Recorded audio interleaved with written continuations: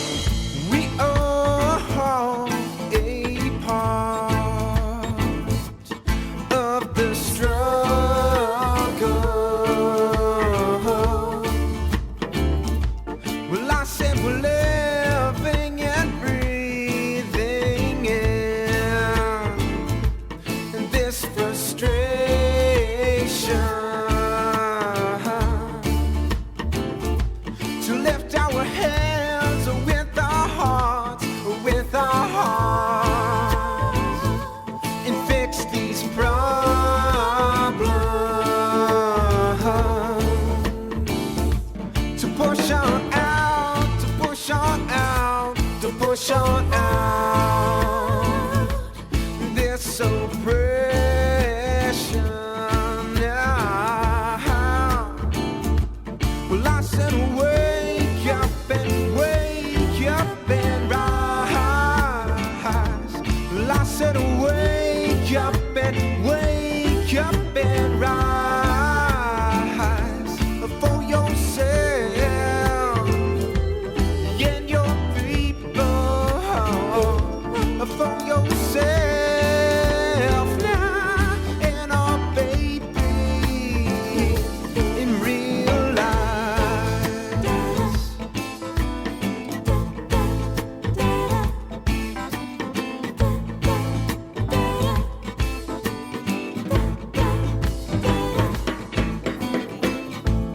Never doubt your own movement over.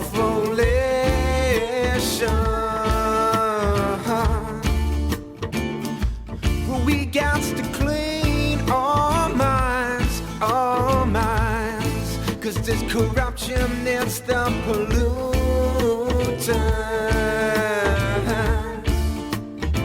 I said, I don't believe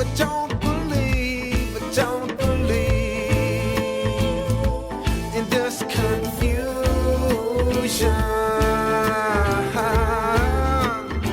I said, but we got to live our roots. I said, live our roots now and hold our position.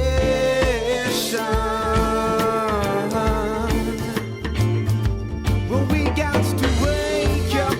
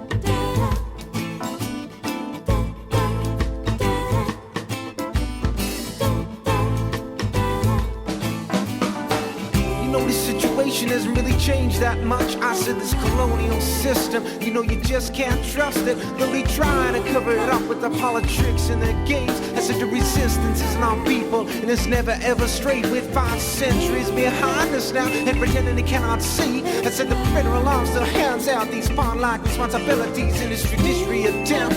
It ain't nothing but a stall. I said the issue is respect, and believe me, we demand it all. And for the brothers back home, you're out your own way. You can't always be getting the sisters to be dishing out the plates. Again, the issue is respect for your women and your kids. And it's sad when the oppressed start to adopt the colonial mindset, and when the oppressed become the oppressors, and it rottens to the core. It's not like the young people stand up, 'cause believe me, they'll offer more. So get to know yourself, understand your history and your past, 'cause when you're walking down this road, you gotta give your destiny the chance that it deserves. 'Cause it's 2 steps forward and it's 1 step back. You know that resistance is practice, and assimilation was the mold and cast. Without traditional knowledge rising up from the underground, you know it's never been lost. It's our ancestors and grandmothers who have paid past costs. So get to know your laws and your own citizenship, because if you live by your roots, well, I said now, 'cause if you live by your roots, well, you'll be protected all by the branches.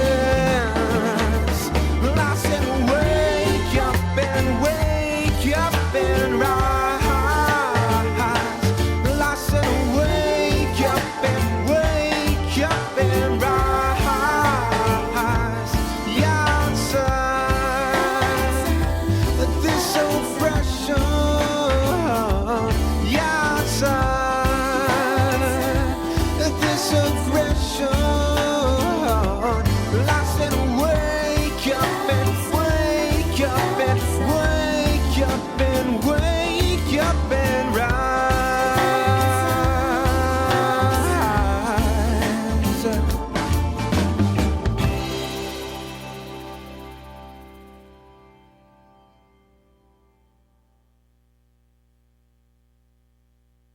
You're listening to CKMS 102.7 FM Radio Waterloo, and that was Wake Up and Rise by Diggin' Roots. We are Two White Feather and Lori Gentle Legal, and this is the Red Road Journey, where we aim to amplify Indigenous voices to heal ourselves, our relatives, our communities, and our planet. We are broadcasting you from the traditional territories of the Neutral, Anishinaabe, and Haudenosaunee peoples. There's been a lot of talk about encampments in our province lately, as opposed to conversations. And this is concerning to us, as it does not lend itself to any of the Indigenous teachings we heard in the storytelling by multimedia artist Isaac Murdoch in last week's episode. Isaac spoke about grassroots gestures guided by kindness and making beautiful, and reminded us that we are all Indigenous to the earth and have responsibilities to live according to what was once referred to as grandmother's laws. The talk from the top, so to speak, is about overriding the Charter of Rights and Freedoms by using the notwithstanding clause to evict marginalized folks from tent cities in an effort to reestablish public order.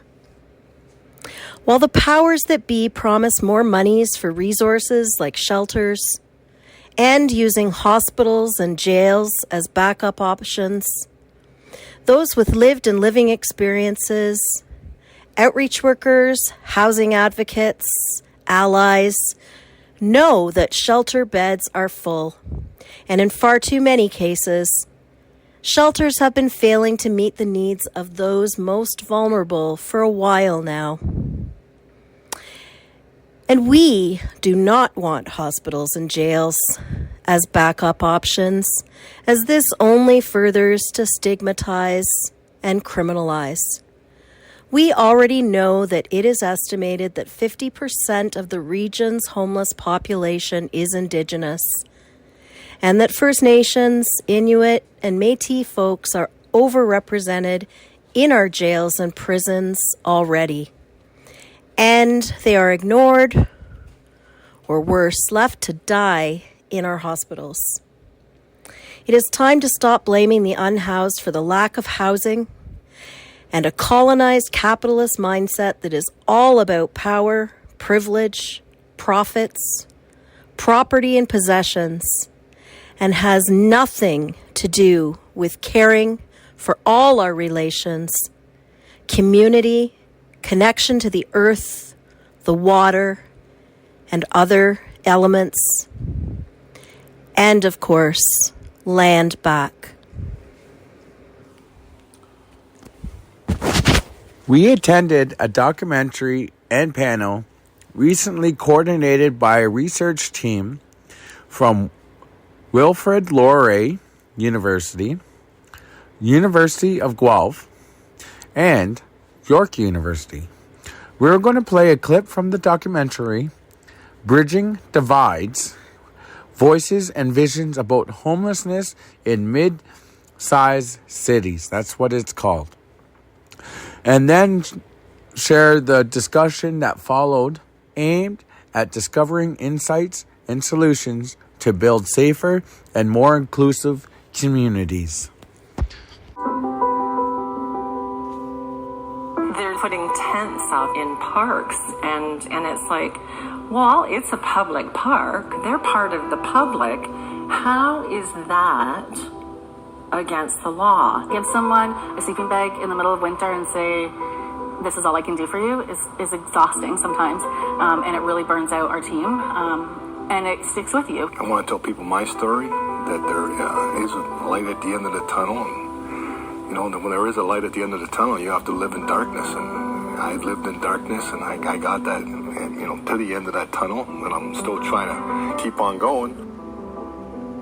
It can feel frustrating at times because, we're trying to help, but there's limited options that we can give to people. So we may just be asking someone to move along from a certain location. There's a misperception that people are being dropped off in buses into our community and lots of other communities, and that's not what's happening. They're not out to cause problems for anybody. They're simply trying to survive. And they are people just like you and I. And if you're that afraid, stay home. Don't walk your dog.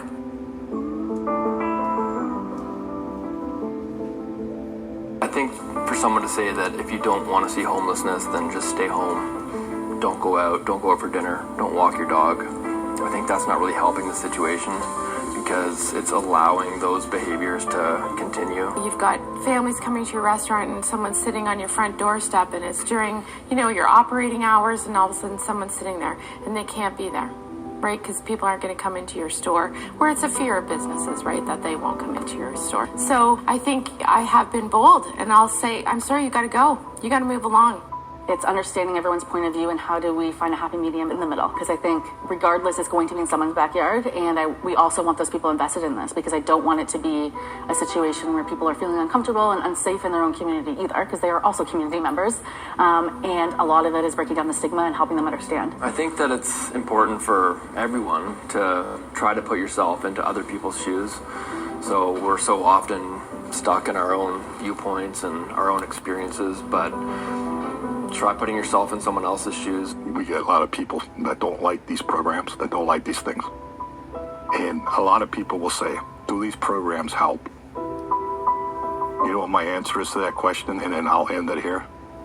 Does it help? I'll look right in the camera. I'm still breathing, right? That's all I got to say.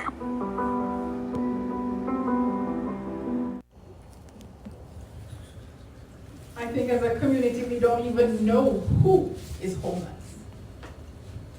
I think that we focus on a very small percentage of who is homeless. This whole thing has triggered so much in me.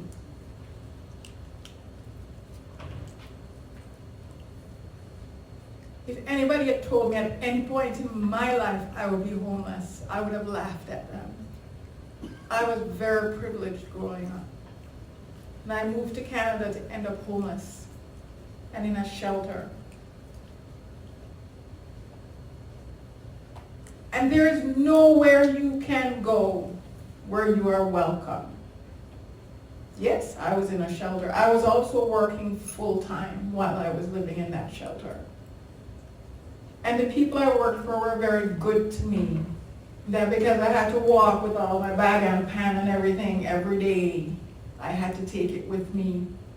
And they allowed me to bring it to work and put it aside and then pick it back up to go back to the shelter at night. So for 6 days a week I worked. And on the 7th day, I still had to get up and leave the shelter because you can't stay. So tired as heck, on the 7th day I would get up, pick up my bag and pan and leave the shelter. And where would I go? Because when you walk into a mall, because you got all your bag and pan with you, they go, oh, homeless. And within 5 minutes somebody's coming to move you along. If we're in a public park, you tell me, how can I stay too long in a public park? It's my damn park. I pay taxes for it. I work. I just don't work enough money to be able to pay for somewhere to live. Does that make me less than you? And if that is my experience on how things are, how do you think my mental health is going to be? Because let me tell you something. If you didn't have a mental health problem before you became homeless, trust me, you are going to have one. Because when you're constantly in a state of flight, you're ready to run, you're ready to hide, your life is in shambles. How do you think? How do you function? When your first thought is, where am I going to sleep? What am I going to eat? What am I doing with my children? How am I going to...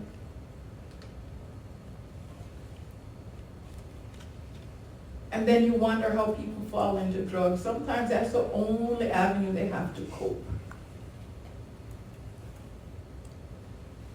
Almost a chicken and an egg story. Because if you didn't have it before you went there, believe me, if you stay there long enough, you will. Just the level of violence that happens to you out there. And it's not all physical violence, it's the emotional violence. It's the words that are used at you and thrown at you. This is what you have to deal with, the violence. Because what? I don't have enough money to pay rent. Because if you are ever bankrupt, oh, you cannot rent. If you've ever been evicted, oh, you cannot rent. If you don't have a certain income, oh, you cannot rent because you are not worthy to rent. And then where do you go? There is nowhere to go. We have a responsibility to every citizen, to every person in our community. And we have failed in our duty to provide housing. We used to provide housing. We used to build housing constantly. We had low income, affordable housing, all different levels of housing. We've turned it over to the private sector who only care about money and profit. And people like you and I who just slip to the side one day because we don't have the money anymore. Because what has been asked for us to pay has suddenly gone up beyond our ability to pay. We're the ones who are suffering. So, yeah, who's homeless? Why are they homeless? Doesn't really matter about who. Disabled, elderly, fixed income, low income. We all pay taxes. We're all good people. Well, some of us have. But we deserve housing and we deserve the opportunity to look after ourselves and our families, and we cannot without housing that we can afford. I always laugh at that 30% thing. I don't know anybody who pays 30% of their pay. Because the people I serve and people like me pay 75% of our pay as a minimum. I have people who, after they pay their rent, they have $100 left for the month. And that's for food, clothes, transportation, children to school, snack kids, all this stuff. How do you do that? You can't. It's not sustainable. We're generating homelessness now, and it's got to stop. They ran over.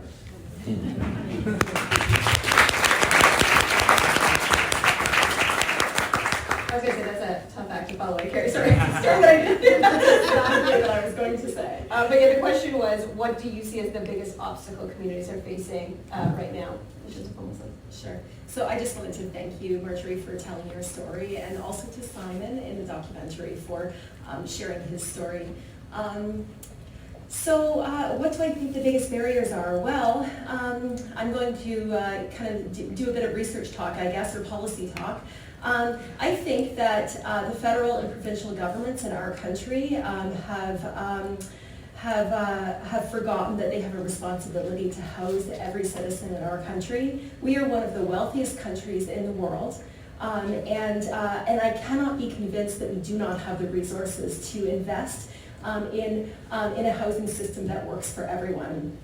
I think that, because housing programs and support programs for individuals who experience homelessness are often determined at the municipal level, and they're largely underfunded by the provincial and federal governments. What I see in communities that I have the privilege to work in is that community members are often fighting for scraps. So we have, advocates, we have persons with lived experience and service providers all trying to sort of vie for resources.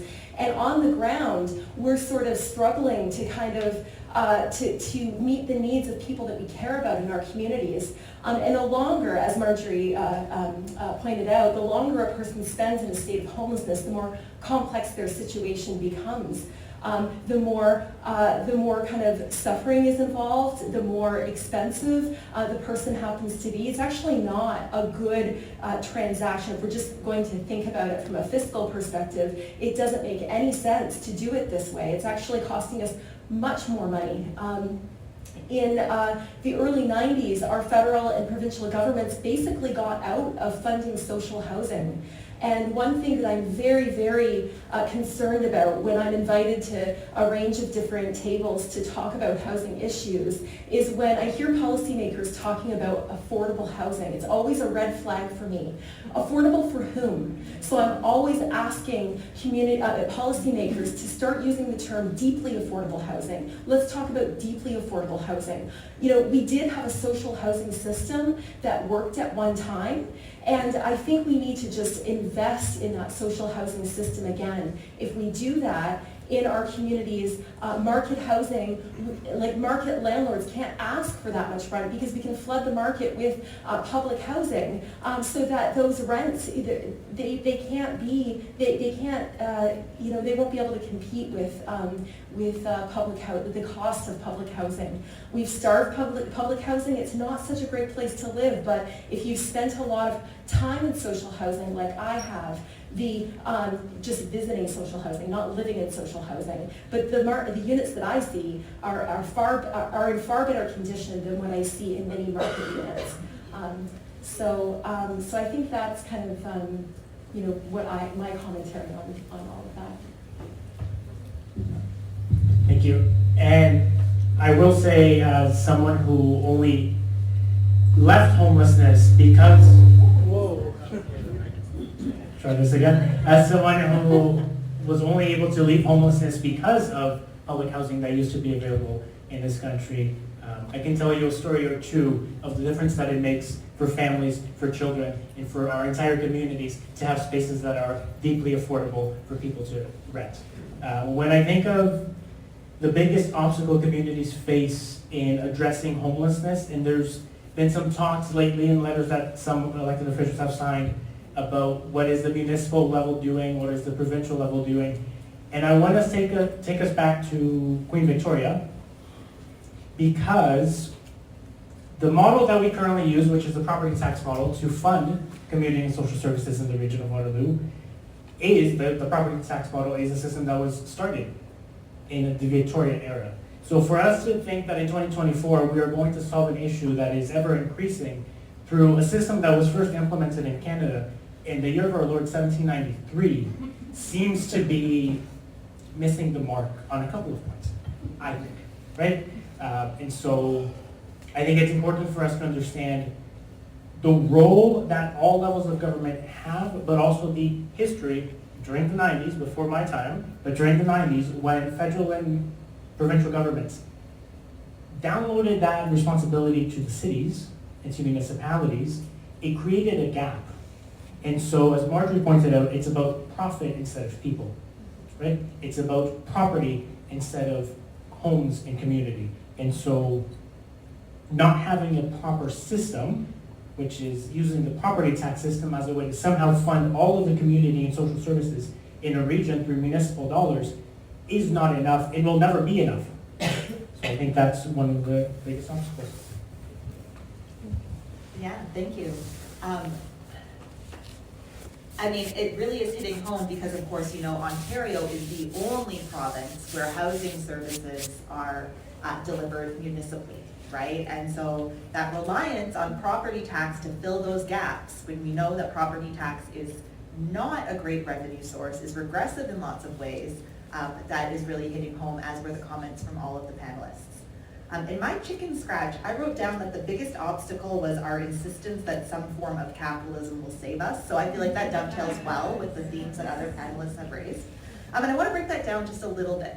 So I think the underinvestment in social housing is something that has not been addressed by the National Housing Strategy, which includes very limited funds for new social housing. And the problem is that housing affordability is also a function of people's incomes.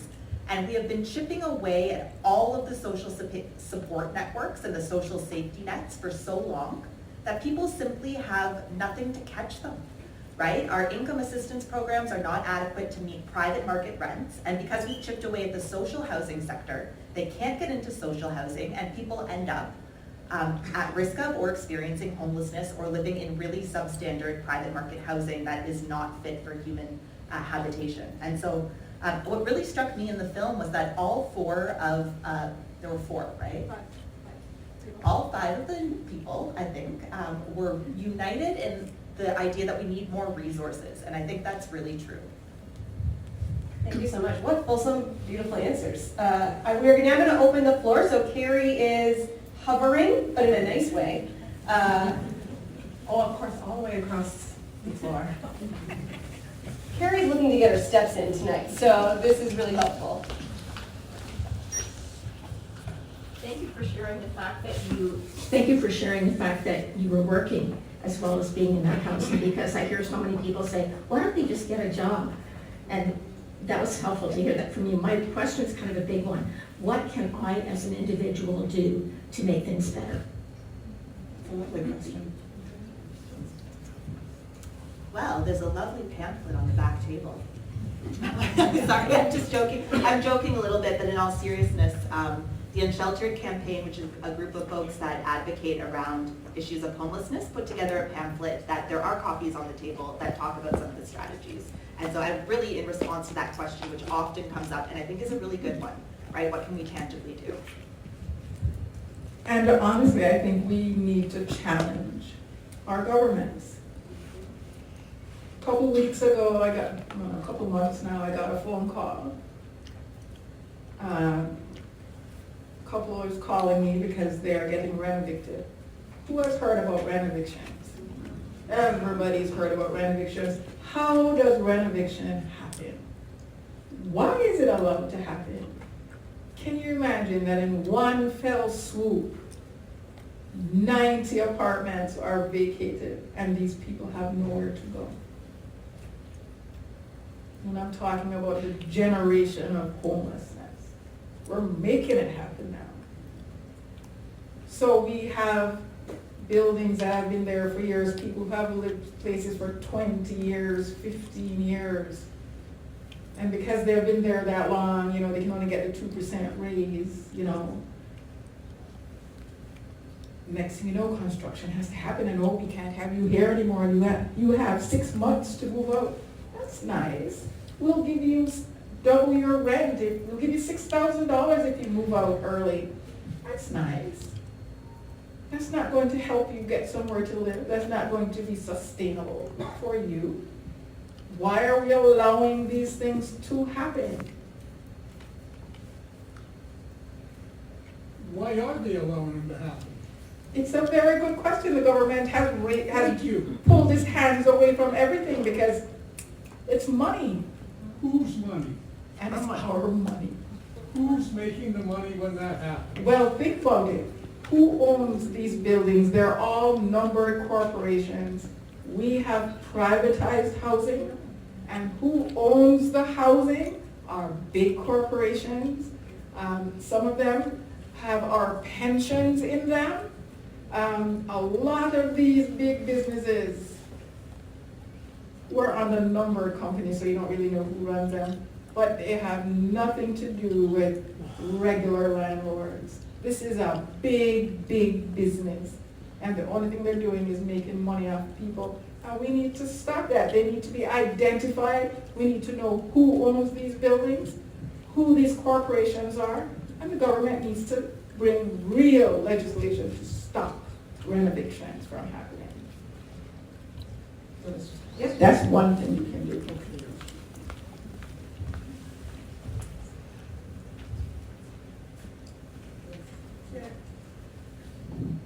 Thank you. That was really good. And what really struck me was the enforcement issue. Because, how do I say this in a way that is good? I appreciate what you're doing to try to think about it. Yeah, I'm trying to say this in a good way. It's a game of whack-a-mole. It is, it's bonkers. But the reason why I think it's bonkers is because when your community was evicting Soper Park, I rented a van and started moving people from bush to bush to bush because they were under threat of arrest. So that's what Move Along does. That's all it does. And when you're standing there and you see drones going over, I have to wonder what Cambridge thinks of itself. Because I think Cambridge needs to do some challenging of its own people in its community. Because that's bonkers. It's truly bonkers. So I guess my question is, how do we, because I actually do, I own property, and I believe that I have a responsibility to contribute to the housing supply. And how do I do that in a society that doesn't allow me to democratize around police enforcement, and that the majority of my tax dollars are actually going to the police services without my democratic participation? I think that happened from the 1800s on. You should look at it to understand it. Because I actually felt for that law enforcement person. I think it's utterly bonkers that we're placing all of that into the police force, and that's not against individual police. So I guess, yeah, like what can we do to mobilize as a community to question the very fabric of where our tax dollars are actually being put?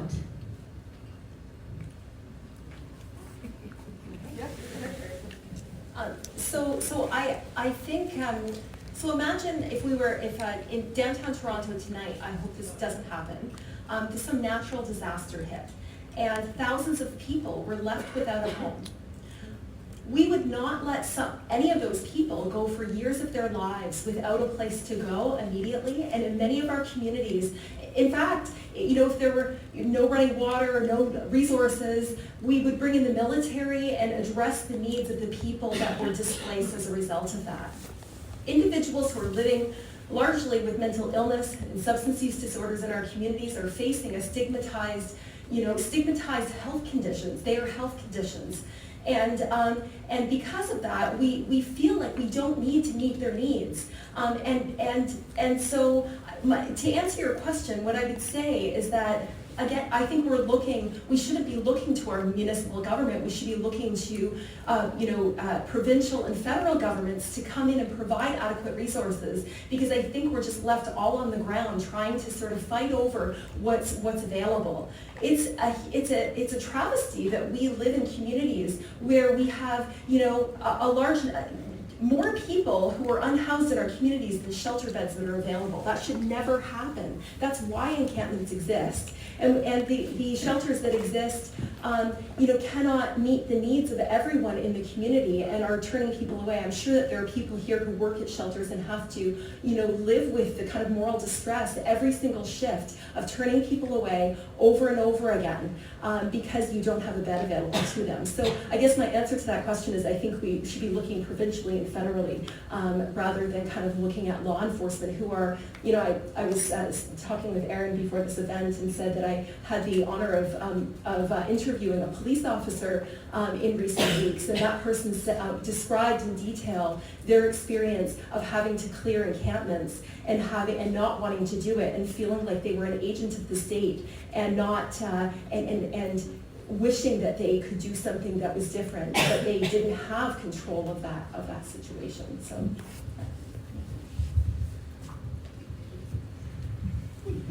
And I think part of it for me also is, as Marjorie pointed out, challenging our levels of government, because I can assure you that the frontline, law enforcement officers and bylaw officers didn't sign up for their job to kick people out of a park or clear up tents.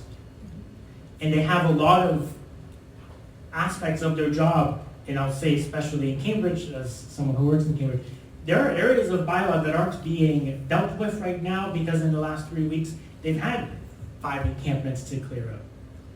So our taxpayers that we are using to pay bylaw officers and police officers are being wasted in a sense because there are areas of their job that aren't being fulfilled to the way that they want to fulfill and they can't fulfill because our municipal politicians are putting other tasks on their other duties as a sides portion of their job description. And it's disgusting, and it creates a barrier between society and law enforcement, or between those that are housed versus those that are unhoused, and it creates these binaries that I think we need to, as Erin pointed out, find these common grounds and have these conversations to actually come together in community. That was wonderful. I wanted to just really quickly comment on something from the film. You'll recall that the outreach worker and the bylaw enforcement officer had very different perceptions on the proportion of folks that were willing to be helped. And that doesn't surprise me at all, because when bylaw approaches someone experiencing homelessness, structurally, and it has nothing to do with the individual person, but structurally they're put in a position of meting out punishment, right? Of enforcing rules that people are breaking. And so of course folks are not going to take an offer of assistance from someone in that position in the same way that they would, and not to say that all outreach workers are equal or outreach is automatically perfect, right? But someone whose job is not to enforce bylaws, and primarily, right? And so we really cannot afford to be wasting resources. When we make bylaw and police the frontline responders, that is not an evidence-based practice. It's a very expensive practice because those folks are usually paid a lot more than outreach workers. And it doesn't do anything to move people into a better position where they are able to get support in ways that feels good and comfortable for them. And so that to me is a big thing, redirecting our resources. Yeah, I was just going to say, in the film, the bylaw officer himself recognizes that this was not cost effective, which is what you said as well, Kurt. And speaking of governments, we should be outraged. I am looking for the outrage in Cambridge. We have a mayor who, before she was elected, said that she wishes she could put all the homeless people in a bus and send them away somewhere else. And now she has signed a letter asking for the notwithstanding clause to be used against people who live in encampments and are homeless in our community. And I sat there and I said, where is the outrage? Because let me tell you, if she can do this to those who are most vulnerable, don't think she's not coming for you with something else. We need people who are willing to work to solve this problem. And yes, I know municipally they can't, blah, blah, blah, blah, blah, blah. Yeah. But the point is, if you are not willing to work and you're not willing to push, remember when Dougie was going to do the whole green wetlands, it's all gone, it's good. Ontario rose up as one and said no. And all of a sudden he's in a twinkle toes backwards. Oh no, I'm not troubling the green belt. But that's people power. Because we have forgotten, they've made us into individuals. It's all about me. And you're about you, and there's no we. But when we become engaged, when we stand up together and go, no, that is when change starts to happen. So, where is outrage? Where is holding people's feet to the fire? Where is choosing people who choose people? Where is it using of people who go into politics because they believe in service to community? We need to get that outrage, and we need to start as a community rising up and saying, no, we have to find a solution, and it means we all. I don't have to like you, man. I just have to work with you because we have a problem and we have to solve it. I see lots of hands, which I feel like I'm leave it to Marjorie to be provocative. And that's right. So we have 6 minutes left. So I'm going to ask for the questions to be really brief. One right here, the one in the back, and then this person up front, and then we'll have. Oh boy! All right, really brief questions, please. Okay, that was going to be very quick. That looked at me talking fast. The film, each person in the documentary, it seemed to me, spoke of homelessness as like a separate community. Like there was this binary of here's this other community that exists, this island, this separate nation that exists within the society. And I mean we're kind of doing the same thing here tonight, right? Like we're going home later. We're not going to a shelter for the most part. We've got a place to go, presumably. And I guess I wonder about how that kind of discourse, the idea of a regular person and the homeless person, the law-abiding citizen and the non-state actor who, by their very existence, is criminalized. The influence that has on public discourse and on policy making. Are there any benefits to that? It sounds like a lot of risks to me, but what are the aspects of that in policy development, and what kind of influence do we see there? We don't have to, but okay. I'll present one of the risks that's associated with that, and I think a lot of us find ourselves in the boat of we assume that we would never be there, right? There's an assumption that it's a reality that's somehow very far away from us in our lives and our families. And I think that's why when we talk about public discourse and public policy making, it is this us versus them conversation, because we assume that we're never going to be on the other side of the tracks. And so for us to have conversations as a panel like this, but have conversations and interact with folks understanding, most of us in this room have been on both sides of the tracks. There are more than a handful of us who've at some point in our lives been to a shelter or know what homelessness looks like, or who are walking with someone who's experiencing homelessness right now, right? So getting rid of the us versus them mentality, but understanding this is closer than we think. For most of the people in this room, I'm going to assume we're all one paycheck away from being homeless, especially with the rise of cost of living, especially with the rise of rent, right? So it is giving ourselves the ability to understand how vulnerable we are to then work with other vulnerable communities and members. Thank you. I do want to thank all the efforts towards the film as well as the panelists. Just a quick question, was the municipal and provincial government invited to participate in the movie? I was. No. No. We wanted to reach to the people, so anyways, I'll keep this really brief. This was part of a larger research project where we interviewed 86 people, so members of law enforcement, people who are homeless, service providers, and community members, and all of that means with community members. And so this documentary came out of our main findings from those 86 interviews, and so we wanted the people who we had been speaking to be able to have this platform to speak. So we chose for it to be sort of these folks to represent the different community members. That said, we have been working with, at the municipal level, we've been working with the cities in all 3 cities that we were doing this work in the whole time. So they've been kept up with the research. They all viewed the documentary in advance. So at the municipal level, we were connected, not at the provincial and federal level. If you know somebody, you can get us hooked up. Find me after. And then the one up front, I don't want to forget.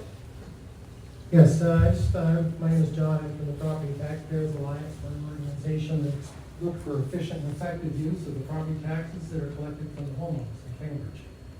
We asked the same question. Where's the money going? You know, property taxes have gone up at 2 to 3 times inflation year after year after year in the region. And a lot of that money should be going into homelessness and helping with these kinds of programs. You asked the question, where's it going? Well, all the municipal workers got an 8% wage increase this year, salary, wage, and benefit. 8%, and inflation's running at 2.5% on average this year. They're getting close to 3.5% next year, and they're growing at 3 times the rate of population growth in Cambridge. You want to know where our money's going? If you want more money for homelessness, and I do, I want to see the city do more, but I want them to help the homeless more than they're helping themselves to our tax dollars.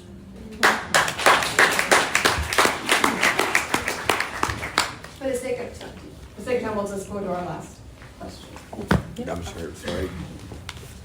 Me and you wanted. I think it's more of a challenge posed as a question. I'm wondering, can we all learn more from Indigenous communities? There was no homelessness in Indigenous communities. My partner is with me, Adam Milfy, wants to stand, but I've learned a lot from him as an Indigenous man, not to mention the many organizations that I've worked with on and off reserves. There was not this problem prior to colonization. Community, we spoke a lot about community. They took care of each other, right? So we can sit here and we can say, it's got to be the municipal government, or it's got to be the provincial government, or it's got to be the federal government. They've all taken their turns. They've all failed. So, and we're part of that. We're part of that larger family. We have a responsibility. So I guess it's, I know it's time, but for me, just sitting here and watching this and walking along side people with lived and living experiences, and I've been there, and I'm not too far away every step I take. It only takes one little upset. And I could be where I've worked to help people for 25 plus years. So please dig deep in your hearts and your minds and meet the challenge. There are people that are doing a lot of good work out there. Okay? Thank you. Nicosh. Better than what I wrote as a closing, so I'm just going to let her have the closing. Thank you all so much for being here. One last thing before you go is you'll see on the little pieces of paper that were on your chairs, there's a QR code, because we're researchers at heart. There's a very short survey that we'd love if you could fill out. If you would like help with that or access to a device, we have student helpers and Steph, who's waving so hard. We have the student helpers in the purple shirts. They have iPads that can help you fill out the survey. You can have a chance to win a $100 Visa gift card for filling out the survey. So please do so. We want to hear your thoughts on the documentary, and we want to hear your thoughts on this work. So I think all of you being here is a testament to the power of this community of Cambridge. I've never been so proud to be a resident of Cambridge as I am tonight. And I thank you for that, for being here. So thank you so much. Drive safe and take care. We're going to end with playing a selection of songs to mobilize folks of compassionate action, or in the words of Marjorie Knight, raise up and say no. Join us next week to learn more about A Womb with the Views project finding common ground. Miigwech.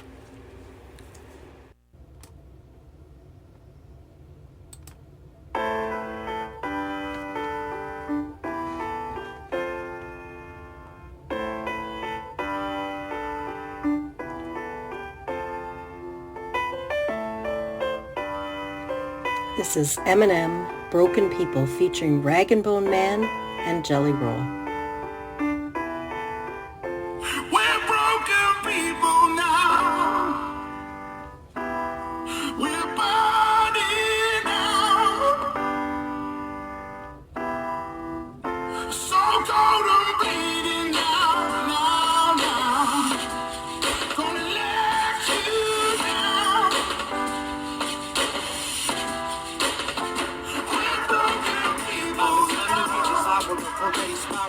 I would never do nothing to let you cowards fuck my world up. If I was you, I would duck or get struck like lightning fighters. Keep fighting, put your lighters up, point them skyward. Had a dream, I was king. I woke up, still king. Rap king, living his mind with the milk king. Till nobody else even fucking feels me, till it kills me. I swear to God, I'll be the fucking illest in this music there is, so that never will be. Disagree, feel free, but from now on, refusing to ever give up. Only thing I ever give up's using. No more excuses. Excuse me if my head is too big for this building, and pardon me if I'm a cocky prick. But you pops a slick, pop and sit on how you flipped your life around. Rock a shit, who you fix on a kid? Flip dick, you did opposite. You stay the same, cause cock back, niggas still bring you bricks for now.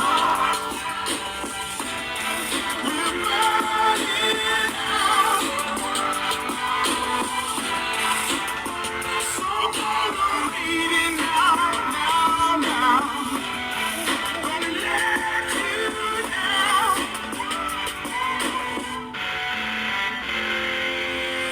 I'm not capable of love.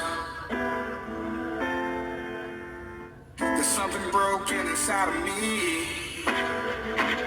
It doesn't matter how hard I try. I can't forget about all the times I cried myself to sleep. I'm far away from better days, but memories keep bringing me back here. The past is my enemy. Take a look at what it did to me. Try my best to hold it in. Gone on a reposado. Sorrow is my only friend. I don't wanna see tomorrow. So much regret stuck in my head, and I'm left with a hole that I can't feel. Just like this empty bottle, my heart is hollow. Try to eat the pain, just being small. Only thing that helps when I need hope. Things look strange to a people. Life's not a game with a cheat code. Man in the middle, right in front of me. All alone, but I'm still in bad company. Running from something so long I can't even stomach the thought. Trusting this person, not just with someone but let me far away from better days. But memories keep bringing me back here. Past is my enemy. Take a look at what it did to me. People now. We're burning out. So cold, I'm bleeding now. Gonna let you down.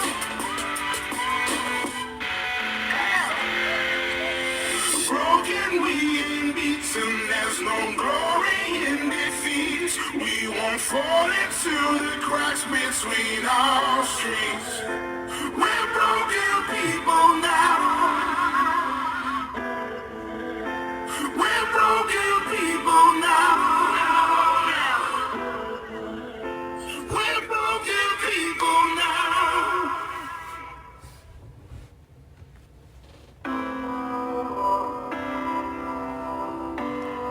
This is Lost by Cody Coyote.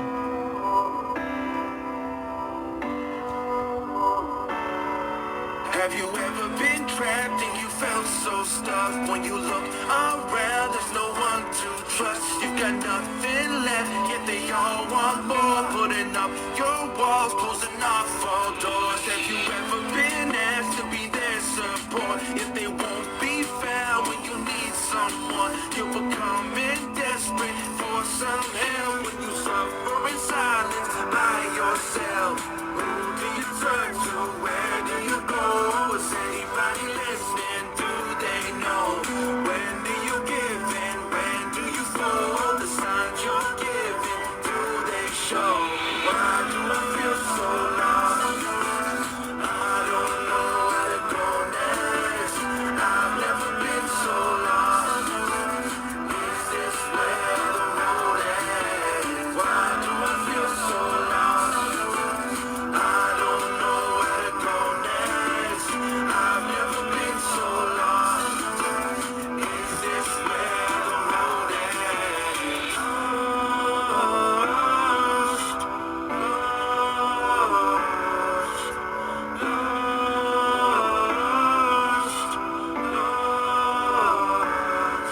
Have you ever been attacked and you felt helpless? You would ask for help, but there's no help there. You've got nothing left and you can't take this. Only one way out, but you can't make it. Have you ever been detached from the ones you love? Too many fake friends, no one good enough. Now you stay on your own so you cannot dwell. Yet when you're alone, you feel in a cell. Who do you turn to? Where do you go? Is anybody listening? Do they know? When do you give in? When do you fold? The signs you're giving, do they show? Why do I feel so lost? I don't know where to go next. I've never been so lost. Is this where the road ends? Why do I feel so lost? I don't know where to go next. I've never been so lost. Is this where the road ends? Lost,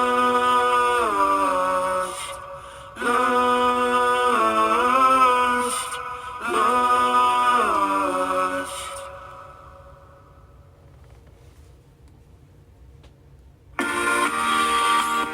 And lastly, Julian Taylor with Seeds.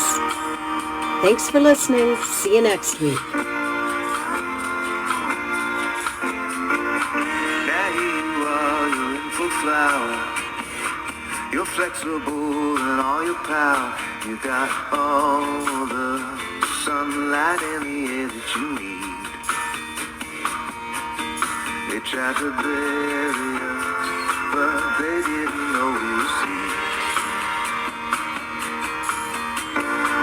Now here you stand hour after hour, strong as an oak, tall as a tower. The storm keeps raging, but you never pay no heed.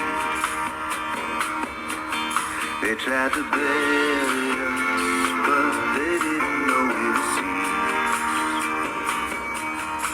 Somehow, everything eventually dreams. Someday, somehow, everyone eventually dreams. Someday. Now see you shining strong and clear. No one can stop a good idea. Nobody like you. There's nobody like you. I was a flower, I was an oak. I was provoked, and when I awoke, I started grazing for all the things that I need. They tried to bury us, but they didn't know we were seeds. They tried to bury us, but they didn't know we were seeds. Somehow, everything eventually dreams. Someday, somehow, everyone eventually dreams. Someday, they knock you down or raise your name. Season's greetings.